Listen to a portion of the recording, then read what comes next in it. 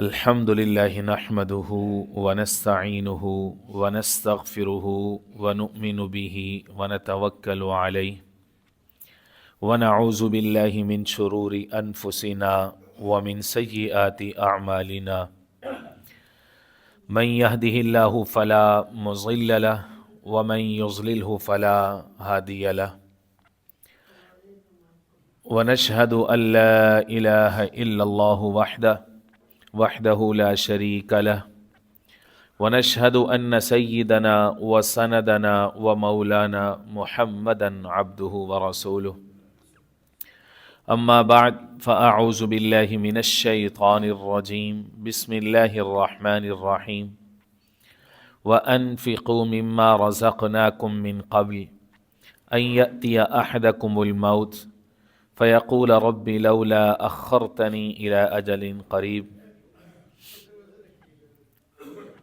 فأصدق وأكن من الصالحين ولن يؤخر الله نفسا إذا جاء أجلها والله خبير بما تعملون وقال النبي صلى الله عليه وسلم اغتنم خمسا قبل خمس شبابك قبل هرمك وصحتك قبل سقمك وغناك قبل فقرك وفراغك قبل شغلك وحياتك قبل موتك أو كما قال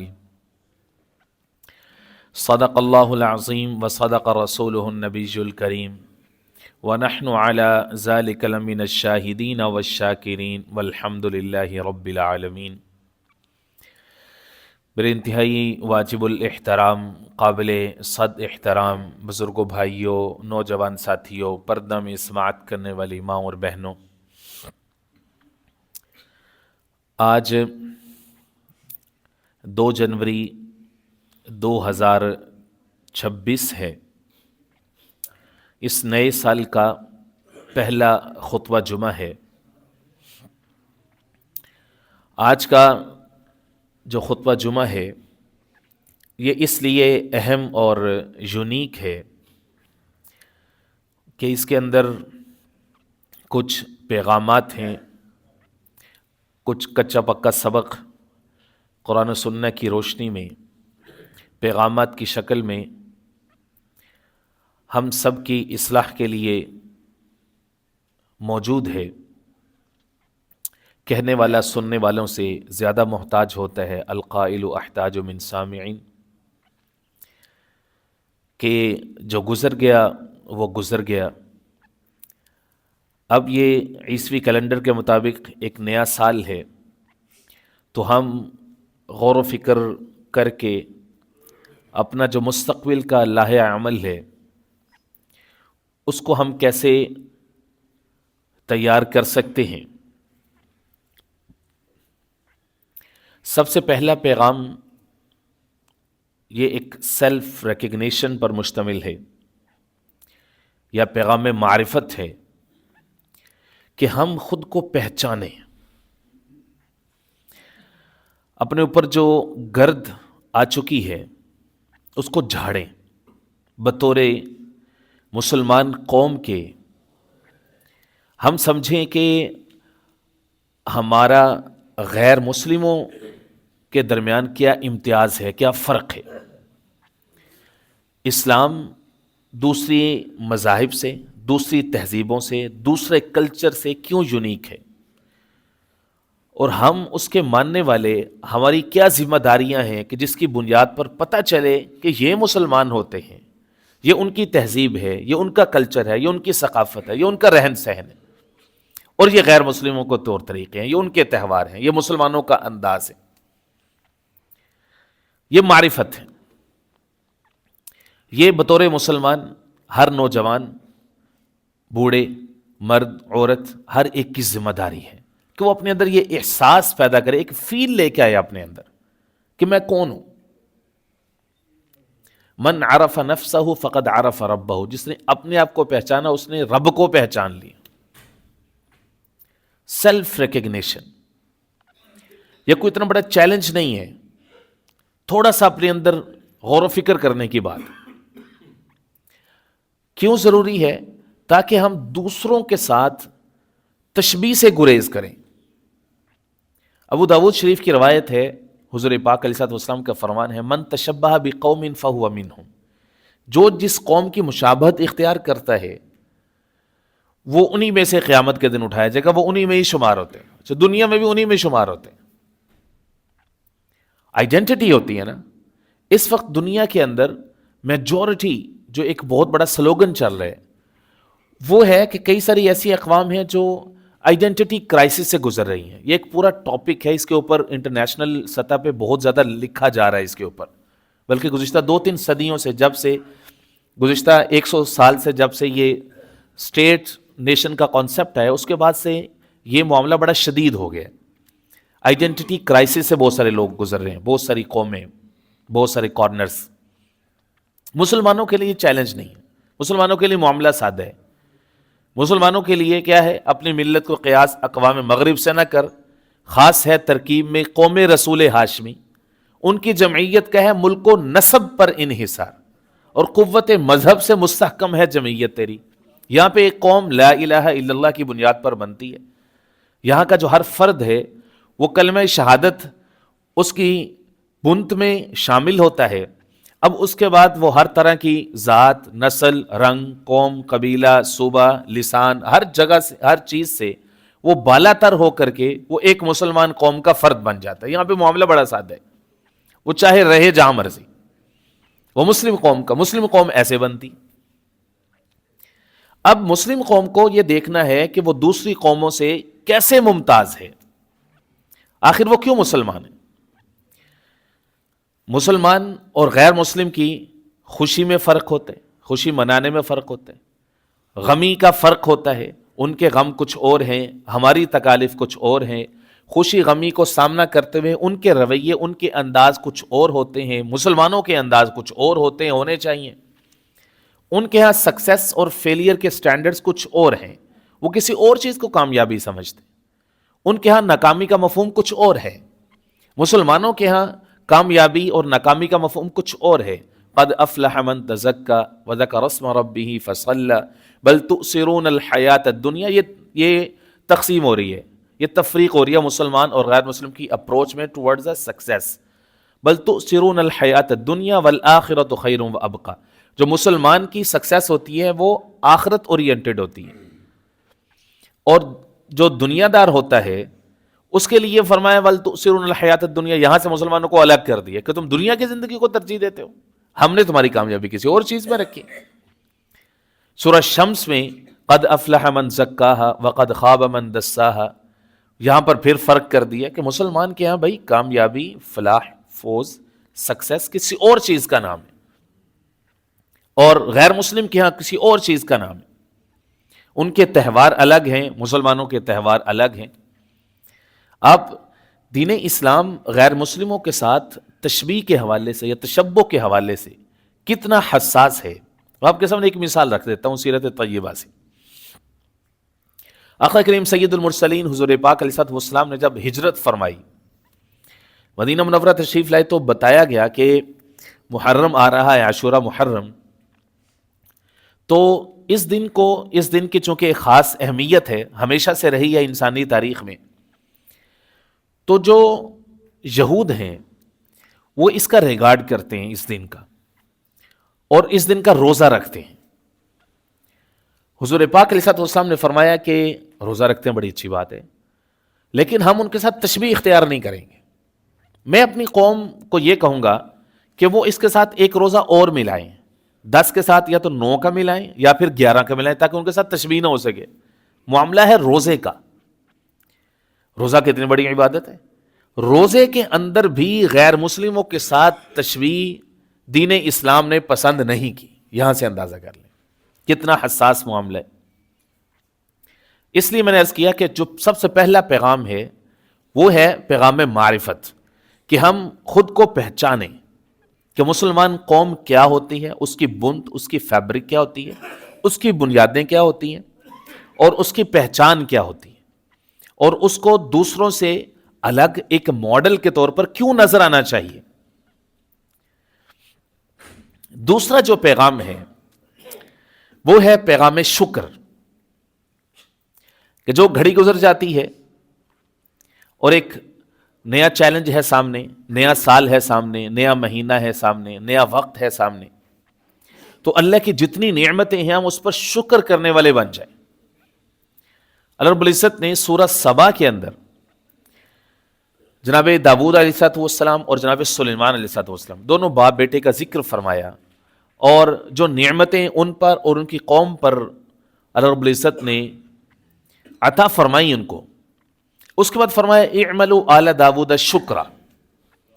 اللہ نے ان کے سامنے کوئی اور بات نہیں رکھی، نعمتیں بہت زیادہ، ہم سورہ سبا پڑھیں گے، میں آپ سے عرض کروں گا کہ اس کا دوسرا رکوع پڑھیے، وہاں پر موجود ہے کیا کہ نعمتیں اللہ نے عطا فرمائی۔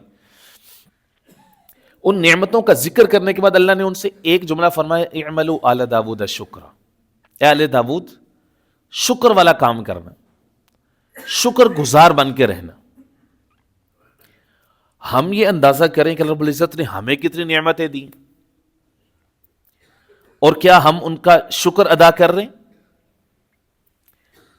پچھلے ایک سال میں یا سالوں میں اللہ رب العزت نے ہمیں جتنی نعمتیں عطا کی، صحت، عمر، زندگی، مال و دولت، گھر، صاحباں، رشتے، ناتے، اولاد، اسی طرح سے اتنی نعمتیں ہیں، فرمایا وَإِن تَعُدُّوا نِعْمَتَ اللَّهِ لَا تُحْصُوهَا، تم تو میری نعمتوں کو شمار ہی نہیں کر سکتے۔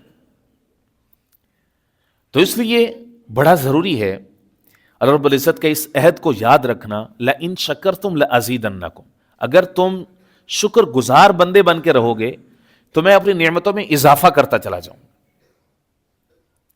تو نئے سال کا جو اہم ترین پیغام ہے، اور آج کی اس گفتگو کا دوسرا پیغام ہے، وہ ہے پیغام شکر، کہ ہم ہر اس نعمت کا، ہر اس چیز کا شکر ادا کریں جس کا بھی ہم ادراک رکھتے ہیں اپنے ارد گرد جو بھی ہے، اپنے ارد گرد کے لوگوں کا ہم شکر ادا کریں جو ہمیں مدد دیتے ہیں نئی زندگی میں آگے بڑھنے کے لیے۔ ہمارے والدین ہیں، فرمایا کہ من لم یشکر الناس لم یشکر اللہ، جو آدمی انسانوں کا، لوگوں کا شکر ادا نہیں کرتا وہ اللہ کا بھی شکر ادا نہیں کرتا۔ تیسرا جو پیغام ہے آج کی گفتگو کا، وہ ہے پیغام احتساب۔ یہ سب سے پاورفل اور سمجھ لیجئے کہ یونیک اور اہم ترین، بہت سگنیفیکنٹ ہے یہ والا پوائنٹ جو ہے احتساب۔ دنیا کے اندر یہ طریقہ رائج ہے۔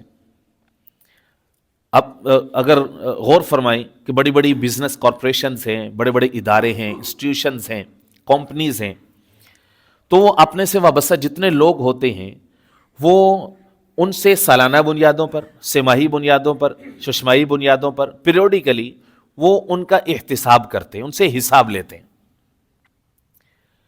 سال کے بعد جی اپنی اب ایک فائل جمع کرائیں گے، اس میں بتائیں گے کہ پچھلے سال کے آپ کے کیا کیا گولز تھے، آپ کی کیا کیا اچیومنٹس رہیں، اس کے ساتھ آپ پروف لگائیں گے، آپ یہ پروف کریں گے کہ میری یہ اچیومنٹ رہی ہیں، اور پھر ساتھ میں آپ اپنے اینول گول جو نیکسٹ ایئر کے گولز ہیں وہ آپ ساتھ اٹیچ کریں گے کہ اگلے سال کے میرے یہ گولز ہیں۔ یہ احتساب کا ایک عمل ہے جو دنیا میں رائج ہے۔ دنیا میں رائج کیوں ہے؟ کیونکہ یہ فطرت کا تقاضا ہے کہ جب تک آپ کسی چیز کا حساب نہیں رکھتے، یا جہاں پر حساب نہیں ہوتا وہاں پہ کیوس ہوتا ہے، وہاں پہ لاچارگی ہوتی ہے، وہاں پر فساد ہوتا ہے۔ یہی انسان کی شخصیت اور انسان کے اندر یہی چیز چل رہی ہوتی کہ وہ آخر میں کچھ نہ کچھ حساب کرتا ہے، کیا کھویا کیا پایا، تاکہ وہ اپنا مستقبل کا لائحہ عمل اچھا کر سکے۔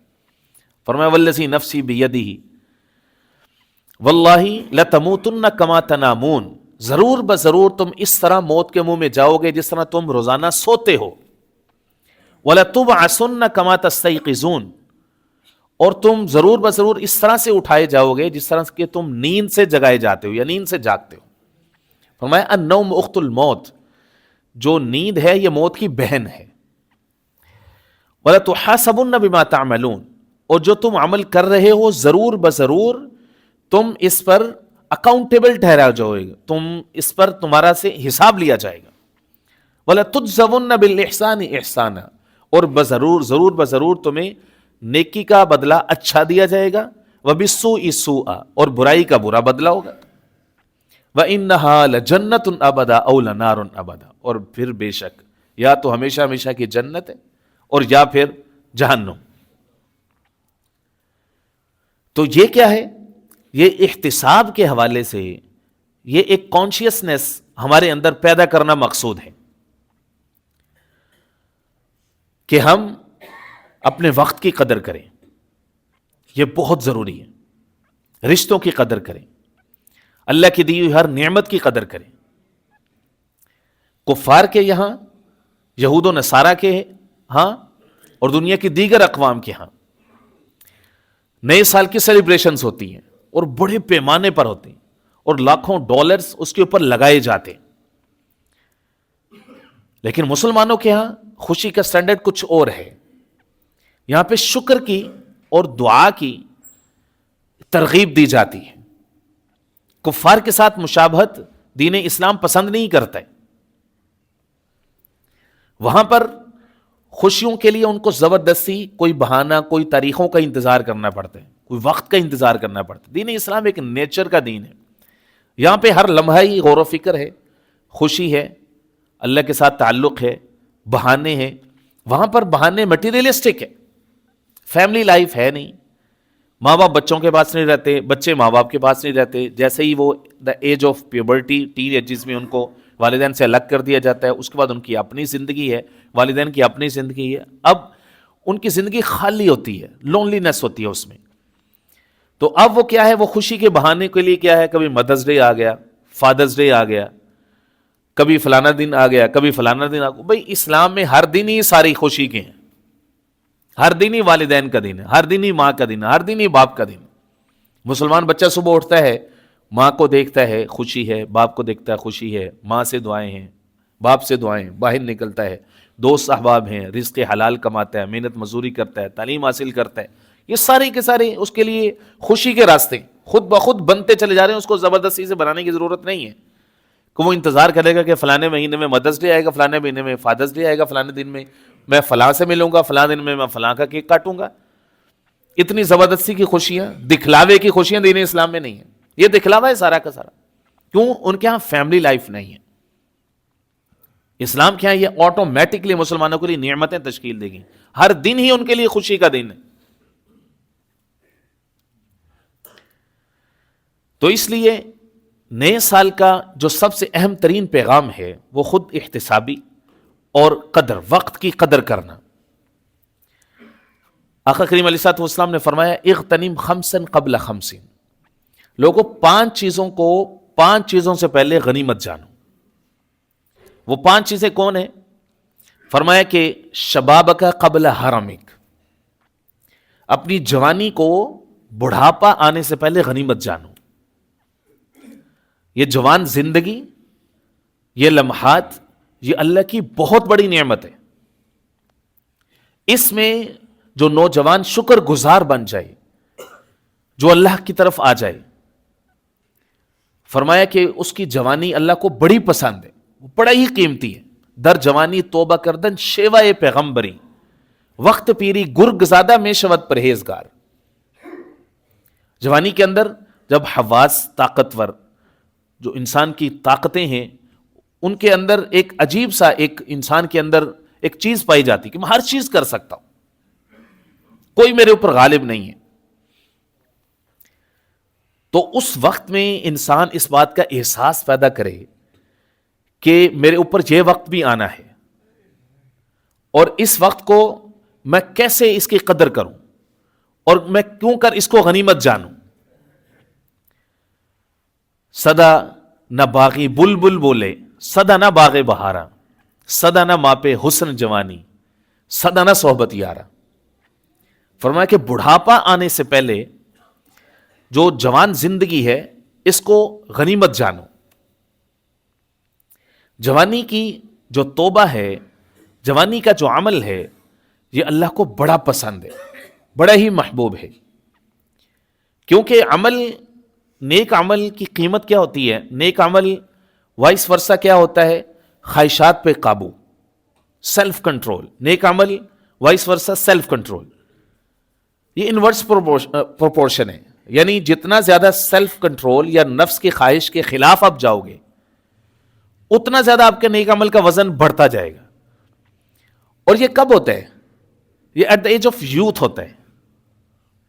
یوتھ وہ اس کاسٹ پہ اچھا عمل کر رہی ہوتی ہے کہ یوتھ کے پاس کافی سارے ویز ہوتے ہیں گناہ کی طرف جانے کے. ان کے پاس طاقت ہوتی ہے, گناہ کرنے کی طاقت ہوتی ہے. اس کے باوجود وہ کوئی نہ کوئی اپنے ذہن میں, دماغ میں, اپنے دل میں استحضار کر کے کسی ذات کا, کسی طاقت کا, کسی چیز سے ڈر کے وہ اس گناہ سے خود کو بچاتے ہیں.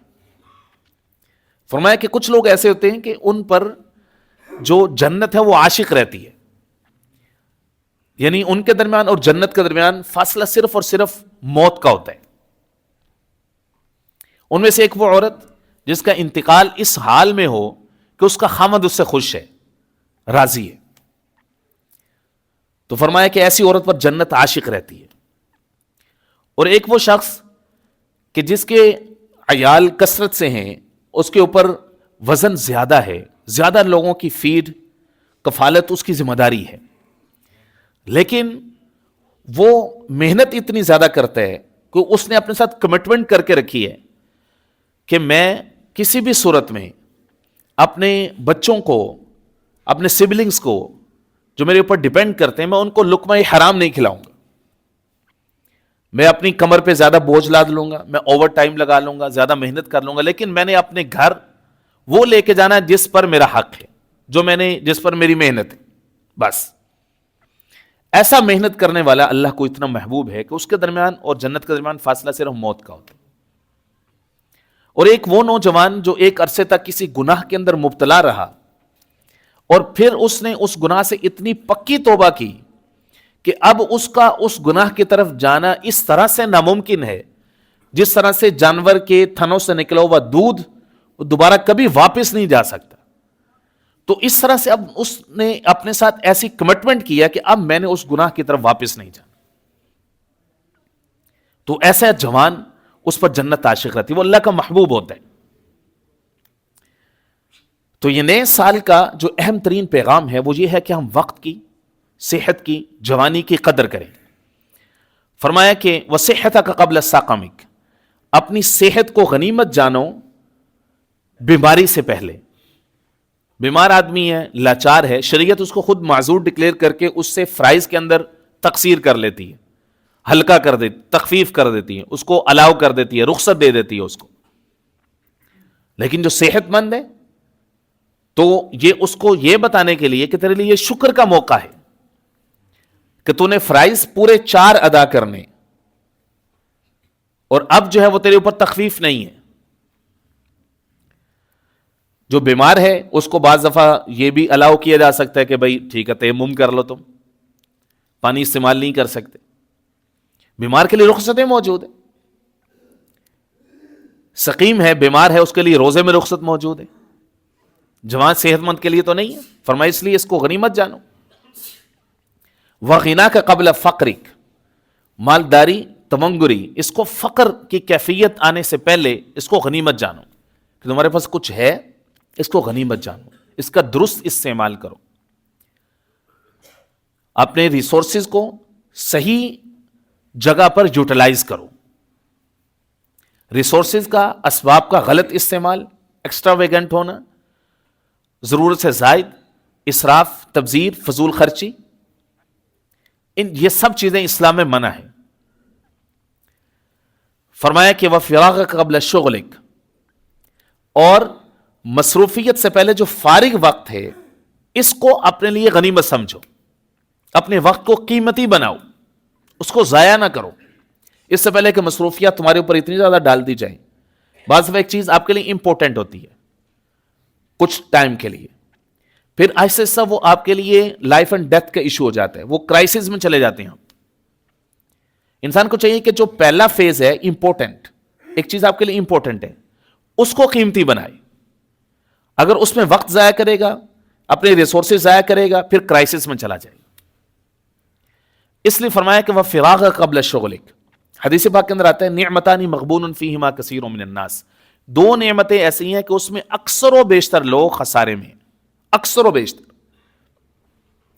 وہ دو نعمتیں کون سی ہے؟ الصحت والفراغ، صحت اور فارغ وقت. جس آدمی کے پاس صحت ہے اس کے پاس فارغ وقت نہیں ہے، وہ مشین کی طرح کام کر رہے. جس کے پاس فارغ وقت ہے اس کے پاس صحت نہیں ہے. اس لیے فرمایا کہ بہت کم لوگ ہیں جن کے پاس یہ دونوں نعمتیں. تو کیوں کرنا بھائی غنیمت جانے اس کو؟ فرمان کس کا ہے؟ قربان جائیے حضور پاک علیہ السلام. He never been to university, not he was the sociologist. ان کے پاس کوئی پاپولیشن کا ڈیٹا انہوں نے کلیکٹ نہیں کیا، کوئی کوشچنر نہیں بنایا، کوئی لوگوں کے پاس نہیں گئے، یونیورسٹیز کے پاس نہیں گئے، نوجوانوں کے حالات جانے، کتنے پرسنٹیج لوگ کس حال میں رہ رہے ہیں. نہیں نہیں نہیں نہیں، کہاں سے یہ باتیں کر دی جو آج کے اس ماڈرن مائنڈ کو ڈائریکٹ ہٹ کرتی ہیں، ٹچ کرتی ہیں. سیدھا لے کے آؤ ایسا کلام، ایسی کیلکولیشن جو اس کو چیلنج کرے. نعمتان مغبون فیہما کثیر من الناس، دو نعمتیں ایسی ہیں اکثر و بیشتر لوگ خسارے میں، الصحت والفراغ، صحت اور فارغ وقت. فرمایا غنیمت جانو اس صحت کو، وحیاتک قبل موتک، اور اپنی زندگی کو موت سے پہلے غنیمت جانو. یہ ایک ایک لمحہ، ایک ایک جوان، یہ اللہ کے ہاں بڑا قیمتی ہے. والدین سے درخواست کروں گا کہ اپنے جوان بچوں کو وقت دیں، ان کے پاس بیٹھیں، ان سے بات کریں. اور جو جوان ہیں ان کو چاہیے کہ اپنے والدین کو وقت دیں، ان کے پاس بیٹھیں. یاد رکھیں یہ لمحات، یہ وقت بڑا قیمتی ہے.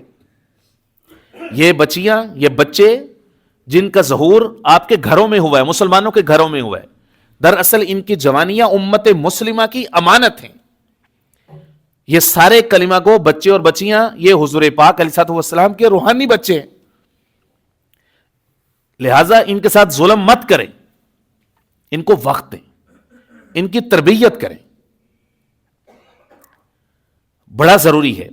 اس وقت امت مسلمہ جس صورتحال سے گزر رہی ہے، جس طرح سے دوسری تہذیبوں کا غلبہ مسلمانوں کے اوپر موجود ہے، مسلمان نوجوان کو جتنے چیلنجز اس وقت میں ہیں پہلے کبھی نہیں تھے.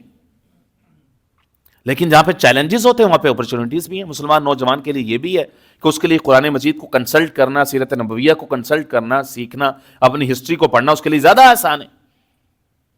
اپرچونٹیز بھی ہیں. تو اس لیے میرے دوستو، نئے سال کا یہ جو تیسرا پیغام ہے میں آپ کے سامنے رکھ رہا ہوں، وہ ہے پیغام احتساب، کہ ہم وقت کی قدر کریں، جو نعمتیں ان کی قدر کریں. سورۃ المنافقون کی جو آخری دو آیات ہیں میں آپ سے عرض کروں گا کہ وہ ضرور پڑھیں. پارہ نمبر 28 میں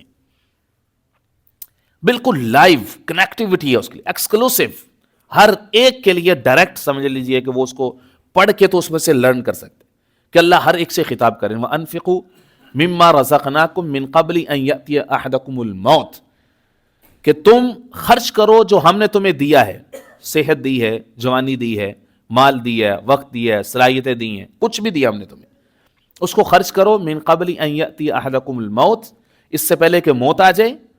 فیقول ربی لولا اخرتنی، جب وہ آ جائے گی تو پھر تم میں سے ہر کوئی یہ کہے گا ربی لولا اخرتنی الی اجل قریب، اللہ کو تھوڑا سا اور چانس دے دیتا، کوئی 5-10 سال، کوئی 20 سال، کوئی 30 سال، کوئی تھوڑا سا مجھے اور وقت دے دیتا.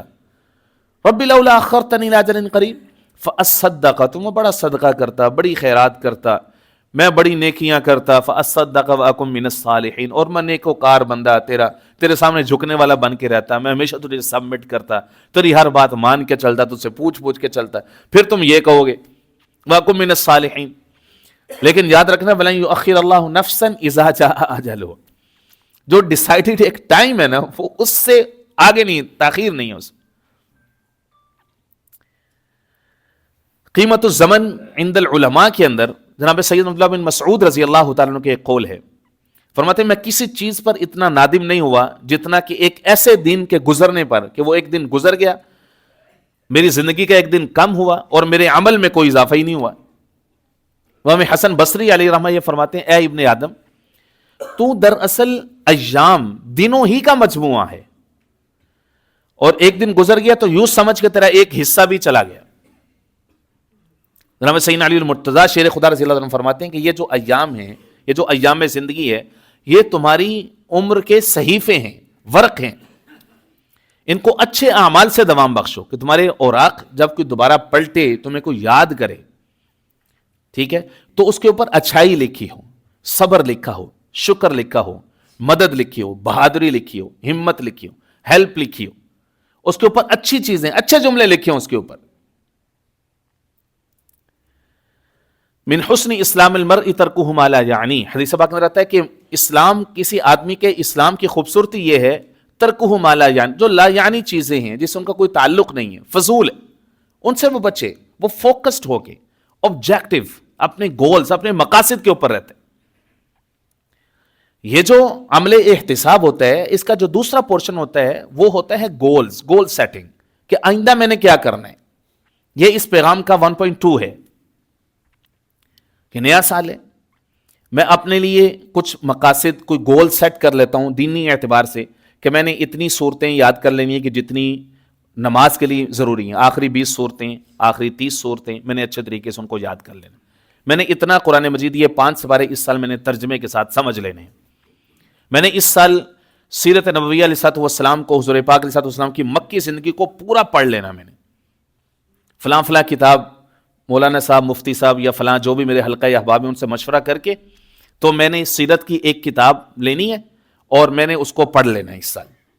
یا موبائلز میں آپ ڈاؤن لوڈ کر سکتے ہیں، یا آپ کہہ سکتے ہیں کہ میرا ٹارگٹ یہ ہے کہ اس سال جو بیسک، جو ایک مسلمان کے لیے جو چیزیں ہیں نا، نکاح کا طریقہ کیا ہے، جنازے کا طریقہ کیا ہے، غسل دفن کے مسائل کیا ہیں، کفن کے مسائل کیا ہیں، یہ اس سال میں نے سیکھنے.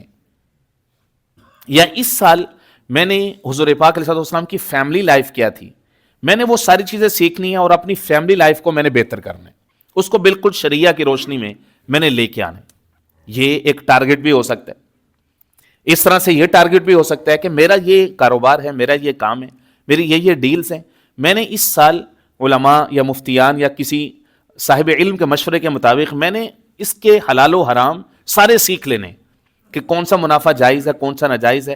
میں نے اپنے بزنس، اپنے کاروبار کو یا اپنی نوکری کو بالکل شریعہ اصولوں کی روشنی میں یا سنت کے پیٹرن پہ میں نے لے کے آنا ہے، تاکہ میں حلال پہ آ جاؤں اور حرام سے بچ جاؤں. دیکھیں، حلال خوری اور حلال کاری، حرام خوری اور حرام کاری، یہ دو چیزیں لازم ملزوم ہیں.